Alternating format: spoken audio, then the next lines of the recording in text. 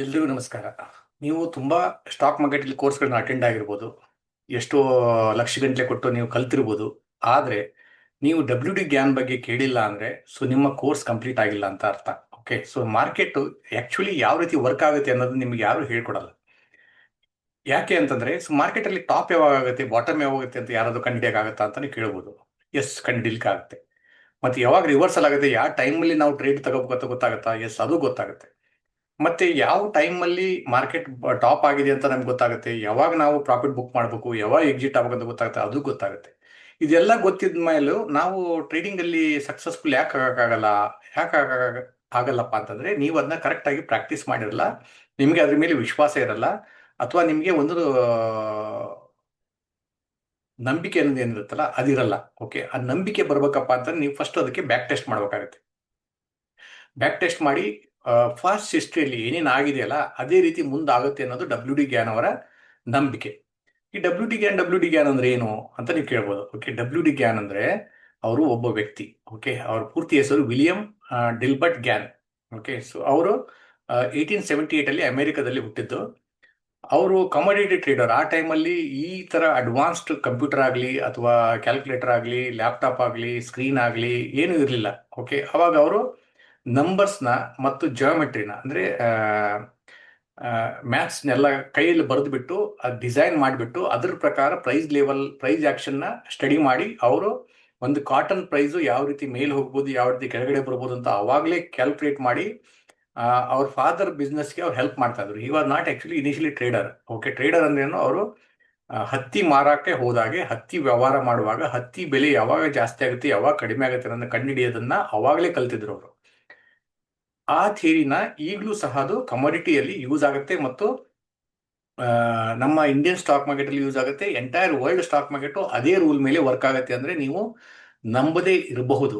ಒಂದ್ಸಲ ನೀವು ನನ್ನ ಯೂಟ್ಯೂಬ್ ವಿಡಿಯೋಗಳನ್ನು ನೀವು ನೋಡಿದ ಮೇಲೆ ನಿಮಗೊಂದು ಅರ್ಥ ಆಗ್ಬೋದು ಯಾವ ರೀತಿ ಮಾರ್ಕೆಟ್ ವರ್ಕ್ ಆಗುತ್ತೆ ಅಂತಂದು. ಓಕೆ, ಅದಕ್ಕಿಂತ ಮೊದಲು ಈ ಕೋರ್ಸ್ ಬಗ್ಗೆ ಕಂಪ್ಲೀಟ್ ಆಗಿ ಅರ್ಥ ಮಾಡ್ಕೊಳ್ಳಿ. ನೀವು ಈ ಕೋರ್ಸಲ್ಲಿ ಏನು ಕಲಿತೀರಪ್ಪ ಅಂತಂದರೆ ಕರೆಕ್ಟಾಗಿ ಮಾರ್ಕೆಟಲ್ಲಿ ಟಾಪ್ ಯಾವಾಗುತ್ತೆ ಬಾಟಮ್ ಯಾವಾಗುತ್ತೆ ಸ್ವಲ್ಪ ಹೆಚ್ಚು ಕಮ್ಮಿ ಇರುತ್ತೆ, ಎಕ್ಸಾಕ್ಟ್ ಅಂತಲೂ ಹೇಳೋಕ್ಕಾಗಲ್ಲ. ಓಕೆ, ಸ್ವಲ್ಪ ಹಿಯರ್ ಆ್ಯಂಡ್ ಇದೇ ಇರುತ್ತೆ. ಓಕೆ, ಅದನ್ನ ನೀವು ಕಂಡುಹಿಡಿಬೋದು. ಎರಡನೇದು ಪ್ಲಾನೆಟರಿ ಪೊಸಿಷನ್ಸು. ಅಂದರೆ ನಾರ್ಮಲಿ ನಾವು ಯಾವ ಪ್ಲಾನೆಟು ಯಾವ ಪೊಸಿಷನ್ ಇದ್ದಾಗ ಮಾರ್ಕೆಟಲ್ಲಿ ಯಾವ ಚೇಂಜ್ ಆಗ್ಬೋದು ಅನ್ನೋದನ್ನ ಕಂಡುಹಿಡಿಬೋದು. ಮತ್ತೆ ಸ್ಕ್ವೇರ್ ರೂಟ್ ಆಫ್ 9 ಅಂದ್ರೇನು? ಸ್ಕ್ವೇರ್ ರೂಟ್ ಆಫ್ 9 ಪ್ರಕಾರ ಮ್ಯಾಥ್ಸಲ್ಲಿ ಆ ಫಾರ್ಮುಲಾ ಹಾಕಿಬಿಟ್ಟು ನಾವು ಸಪೋರ್ಟ್ ರೆಸಿಸ್ಟೆನ್ಸ್ನ ಯಾವ ರೀತಿ ಕಂಡುಹಿಡಿಬೋದು, ಒಂದು ಮ್ಯಾಥ್ಸಲ್ಲಿ. ಇನ್ನೊಂದು ಪ್ಲಾನೆಟರಿ ಪೊಸಿಷನ್ನು. ಈಗ ಸೂರ್ಯ ಯಾವ ಡಿಗ್ರಿಯಲ್ಲಿದ್ದಾನೆ ಅವತ್ತಿನ ದಿವಸ, ಪರ್ಟಿಕ್ಯುಲರ್ ಡೇ ಇವತ್ತಿನ ದಿವಸ ಅನ್ನೋದಾದರೆ, ಚಂದ್ರ ಯಾವ ಡಿಗ್ರಿಯಲ್ಲಿದ್ದಾನೆ ಅದನ್ನು ಮತ್ತೆ ನಮ್ಮ ನಿಫ್ಟಿ ಲೆವೆಲಿಗೂ ಅದನ್ನ ಆ್ಯಡ್ ಮಾಡಿ ಕ್ಯಾಲ್ಕುಲೇಟ್ ಮಾಡಿ ಅದ್ರ ಪ್ರಕಾರ ಸಪೋರ್ಟ್ ರೆಸಿಸ್ಟೆನ್ಸ್ ಡ್ರಾ ಮಾಡ್ಬೋದಾ ಅಂತ ನೀವು ಕೇಳ್ಬೋದು. ಅದನ್ನು ಸಹ ನೀವು ಮಾಡ್ಬೋದು. ಮತ್ತೆ ನಾವು ಪ್ರತಿ ದಿವಸ ಟ್ರೇಡಿಂಗ್ ಮಾಡುವಾಗ ಯಾವ ಟೈಮಲ್ಲಿ ಟ್ರೇಡ್ ಮಾಡಬೇಕು ಯಾವ ಟೈಮಲ್ಲಿ ಟ್ರೇಡ್ ಮಾಡಬಾರ್ದು ಅನ್ನೋದು ಗೊತ್ತಿರಲ್ಲ ಭಾಳ ಜನಕ್ಕೆ. ಸುಮ್ಮನೆ ಟ್ರೇಡ್ ತಗೊಂಡು ಕುತ್ಕೊಂಡ್ಬಿಟ್ಟಿರ್ತಾರೆ. ಸೈಡ್ ವೇ ಮಾರ್ಕೆಟ್ ಆಗುತ್ತೆ, ಪ್ರೀಮಿಯಂ ಡಿಕೆ ಆಗುತ್ತೆ. ಸ್ಪೆಷಲಿ ಆಪ್ಷನ್ ಬಯರ್ಗೆ ಈ ಕೋರ್ಸು ಒಂದು ದೇವರ ವರಪ್ರಸಾದ ಅಂತ ನೀವು ತಿಳ್ಕೊಬೋದು. ಯಾಕಪ್ಪ ಅಂತಂದರೆ ಆಪ್ಷನ್ ಬೈಯಿಂಗ್ ಯಾವಾಗ ಮಾಡ್ಬೇಕಪ್ಪ ಅಂದ್ರೆ ಯಾವಾಗ ಟ್ರೆಂಡ್ ಇರುತ್ತೆ. ಟ್ರೆಂಡ್ ಯಾವಾಗ ಇರ್ತೈತೆ ನಿಮಗೆ ಮೊದಲೇ ಗೊತ್ತಾಗ್ಬಿಟ್ರೆ ನಿಮಗೆ ಟ್ರೇಡ್ ಮಾಡೋದು ಈಸಿ ಆಗುತ್ತೆ. ಸೈಡ್ ವ್ಯೂ ಮಾರ್ಕೆಟ್ ಯಾವಾಗ ಇರುತ್ತೆ ಗೊತ್ತಿತ್ತಪ್ಪ ಅಂದರೆ ನೀವು ಆಪ್ಷನ್ ಸೆಲ್ಲಿಂಗ್ ಮಾಡಲಿಕ್ಕೂ ಯೂಸ್ ಮಾಡ್ಬೋದು. ಈ ಸಿಂಪಲ್ ಎಕ್ಸಾಂಪಲ್ ಹೇಳ್ಬೇಕಪ್ಪ ಅಂತಂದ್ರೆ ನಿಮಗೆ ಹುಣ್ಣಿಮೆ ಅಮಾವಾಸ್ಯೆ ದಿವಸ ನೀವು ಬರೀ 2 ದಿವಸ ವಾರದಲ್ಲಿ ತಿಂಗಳಲ್ಲಿ ಟ್ರೇಡ್ ಮಾಡಿದರೆ ಸಾಕು.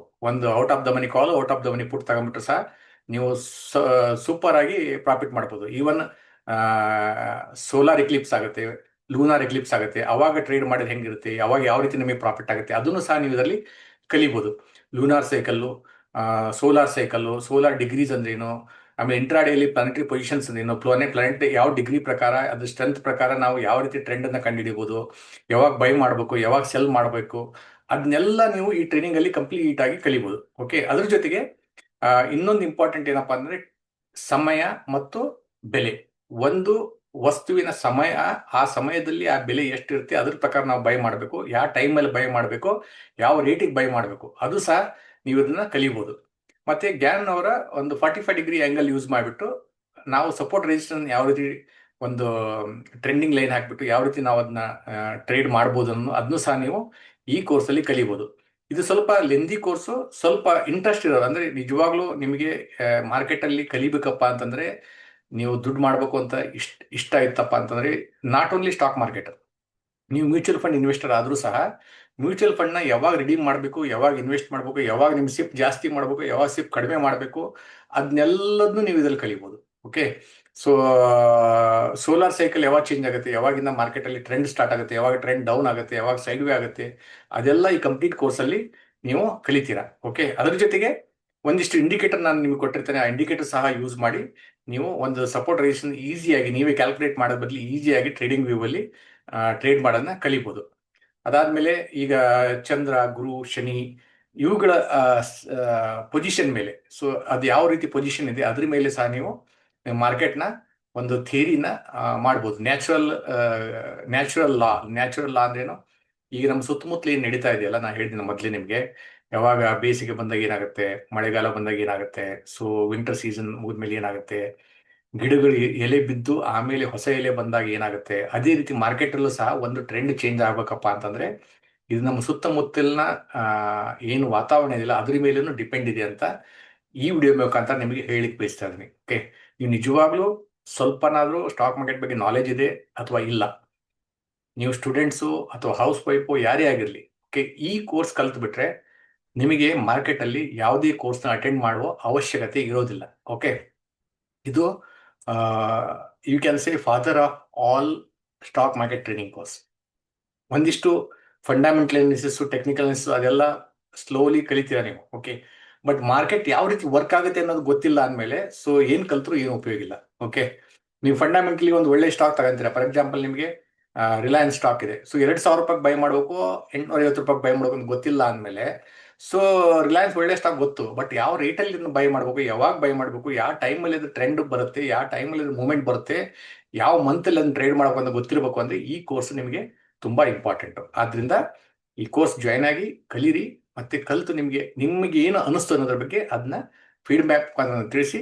ಸೊ ಇದಕ್ಕಿಂತ ಇನ್ನೂ ಉತ್ತಮವಾದ ನಿಮಗೆ ಟ್ರೈನಿಂಗ್ನ ಡೆವಲಪ್ ಮಾಡಿ ನಿಮಗೆಲ್ಲ ಸಹಾಯ ಆಗೋ ಥರ ಮಾಡೋದು ನನ್ನ ಕೆಲಸ.